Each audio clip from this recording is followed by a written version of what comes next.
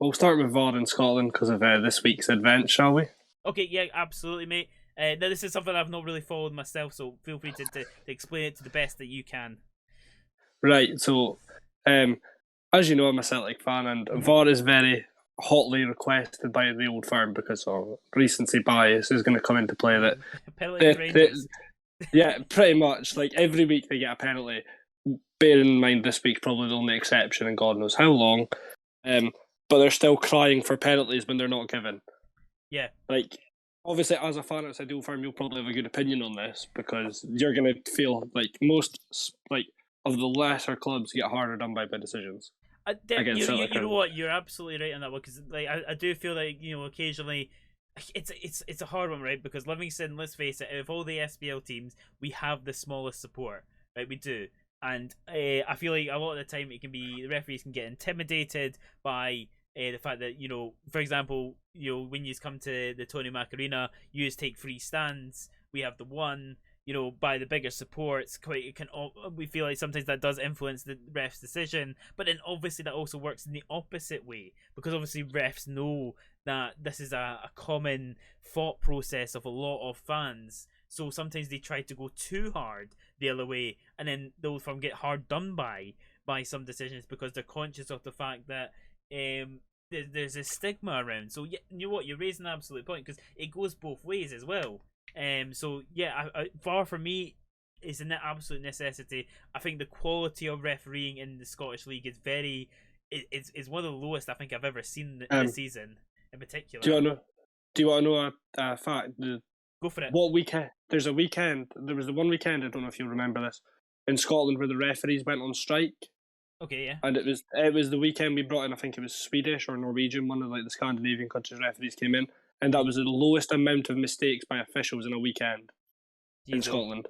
Yeah, I mean, it's a hard one as well because like VAR is definitely going to improve the refereeing.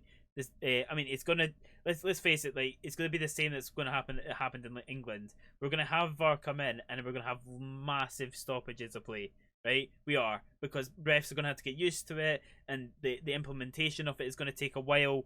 We're going to have that, right? It's going to happen, and until they work out the kinks and the refereeing decisions improve, then we're gonna have that because let's face it. I mean, there's maybe one or two decent referees in Scottish football, and even then I can't even name them. I mean, you're pushing that, man. Like Yeah. that's a like every referee this season has a question mark over them. Yeah. It's when it's like you go into a game and you're thinking, it's Hugh Dallas. That's Yeah. all right. Oh, it's John Beaton. No, this isn't our weekend. It's got to the point where it's like, oh well. But then my main concern with all is, even though we're getting in something to help, it's still the same mediocrity that they're trying to back up their decisions. So like they've got the same mediocre refs.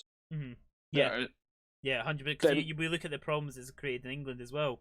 It's the same referees behind the screens, Yeah, like you've got to get somebody that actually like knows the game, and now get like a high profile ref to like introduce it and do it properly. But they're never going to do that because it's Scotland.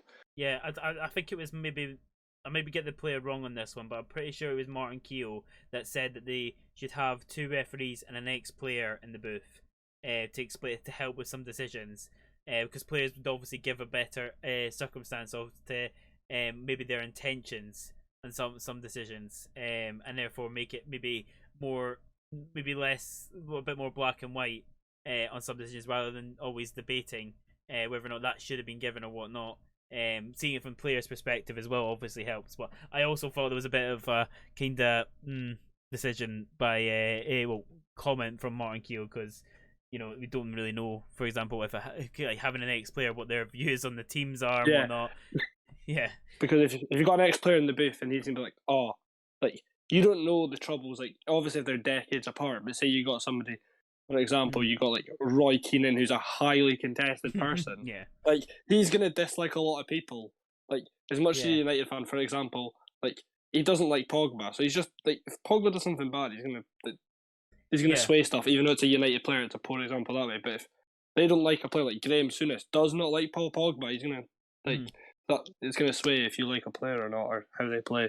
Yeah, no, definitely bringing up good points here. The fact that with VAR.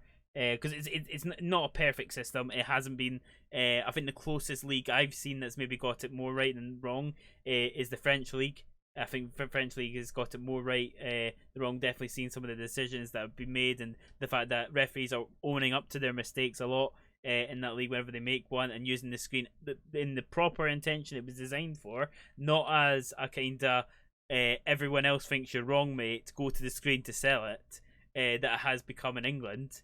You know, it was weird as well because I thought they had the use of the screen right for a small period of time.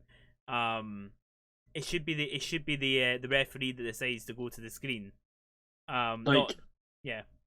I think personally, like, the rest decision should be final. He should get final say. Like, I like this fat thing. Go, look, we think you've made a mistake. Do you want, like, you should go look at this, and he's got to make the say on the day because that's what he's paid to do. He's paid to make this big decision.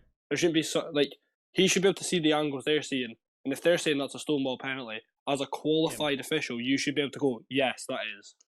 I made a mistake. That's why the screen should be there. Yes. Like, they should be able to go look at this, please. Like, we're telling you, you've made a mistake. In our opinion. There's 3 of us saying it. Go have a look, see what you think. We'll show you the angles. This is where we think you went wrong. Yeah. Do you think? And if he does, he does. Right, Joe. Cool. You got another minute? Anything else to add to that? Just the title race and the relegation race looks tasty in Scotland. So if you don't watch Scottish football, watch it. It does, to be fair. Yeah, you look at the. I mean, obviously you're a Celtic fan. How do you feel that this title race is going to go? Pendulum swung, mate. The pendulum has swung. Yeah, that's all I'm going to say. I'm not going to get cocky. I did make comments and on TikTok as well, saying that beforehand, before they signed Ramsey and Diallo, I did say that I felt Rangers Celtic had done the right thing. They'd made their moves early. They're integrating their players earlier, and that I feel like it's Celtic's on a charge. Yeah. Then they signed Ramsey and Dell. I mean, Ramsey doesn't. I don't think he's played yet, has he? He's played. I think he's had 2 sub appearances or 1 start for 60 and then like a 30. But the one thing I was pointing out, like, I work with a Rangers fan, he's pointed something out that's very interesting. Diallo's what, like 19, is he? Yeah. He's stupidly young, but all the games he's performed in have been played behind closed doors with no pressure. Now he's at arguably one of the biggest clubs in the world in a title race that none of the 2 of us can afford to lose for the £40 million, and you're playing under extreme pressure. And if Celtic do win against Hibs next Sunday, Rangers 6 points behind, and if he starts, that's a lot of pressure on a 19-year-old shoulders. But definitely. Right, Kiko.